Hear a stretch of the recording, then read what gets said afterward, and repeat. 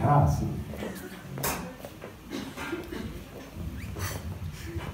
Drahí priatelia, tak a to je všetko.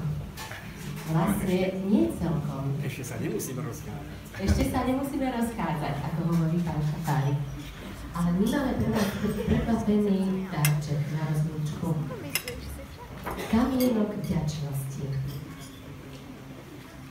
Tento kamienok vďačnosti je kamienok, ktorý je zázračný, je magický. Spisovateľ Roald Dahl povedal, že kto neverí na zázraky, nikdy ich ani nezažije. Keď budete vychádzať z dolinky, zoberte si kamienok. Bude pri dverách. Pevne ho stisnite v ruke, zatvorte oči a niečo krásne si prajte. Niekto si bude prijať nový iPhone 7.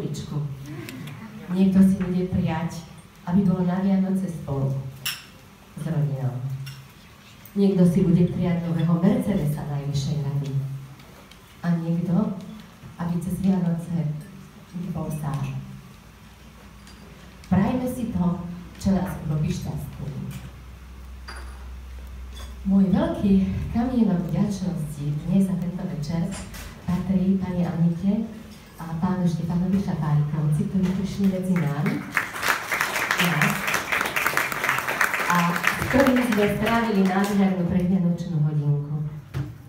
Môj kamienok vďačnosti patrí našim členom Paťke Petrovej a Hanke Gabrielakovej, ktorí nám urobili veľmi pekný vstup do rozprávania.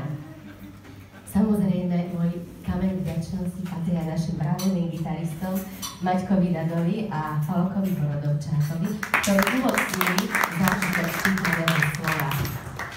Môj veľký kameň vďačnosti patrí aj veľmi príjemnému personálu Dolinky za to, že nám umožnili, aby sme sa dnes v týchto veľmi príjemných a útulných priestoroch zišli. Môj kameň vďačnosti však patrí všetkým, ktorí sa podielali na tomto večere. Trebárs pani Erike Trebulovej, ktorá nám dala vianočnú výzdobu.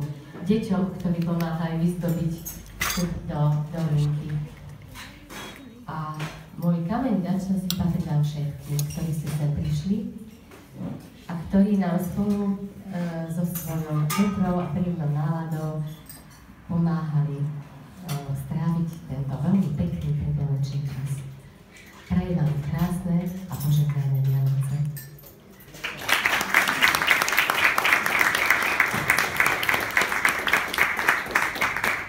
To samozrejme neznamená, že končíme, možno práve začíname. Nech sa páči, využite atmosféru dnešného večera na rozprávanie, samozrejme na punčíky, na možno aj alkoholické punčíky, na príjemné osvieženie v kaviarni Dolinka a prajem vám príjemný zbytok